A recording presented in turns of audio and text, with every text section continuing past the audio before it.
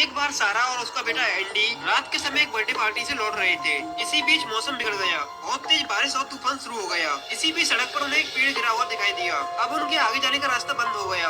वो दोनों उस शहर में नए थे, इसलिए उन्हें कोई दूसरा रास्ता भी नहीं पता था। तभी सारा ने आसपास नजर घुमाई तो वहाँ उसे एक बड़ा सा मेंशन दिखाई दिया। उसमें लाइट भी चल रही थी। वो दोनों उस मेंशन के बाहर पहुँच जाते हैं और बेल बजाने लगते हैं। फिर काफी देर तक बेल बजाने के बाद किसी ने भी दरवाजा नहीं खोला। फिर अचानक ही दरवाजा अपने आप खुल गया। अब वो लोग उसके अंदर घुस जाते हैं। उन्हें अभी भी वहाँ कोई दिखाई नहीं देता। सारा के काफी देर तक बुलाने के बाद किसी का रिप्लाई नहीं आया।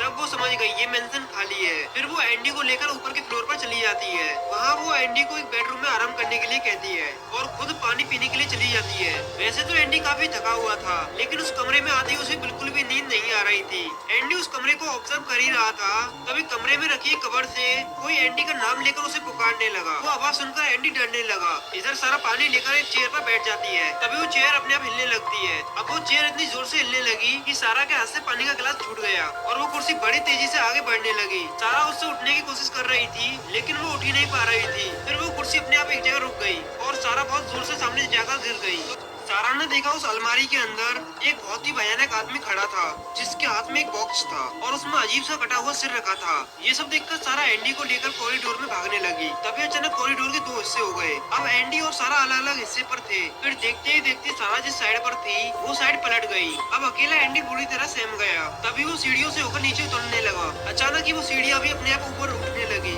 और एंडी वापस फिसलकर पीछे आ गया। अब एंडी के सामने वही आदमी आ गया। उसके हाथ में जो कटा हुआ सिर था वो गायब होकर उसके चेहरे पर फिट हो गया।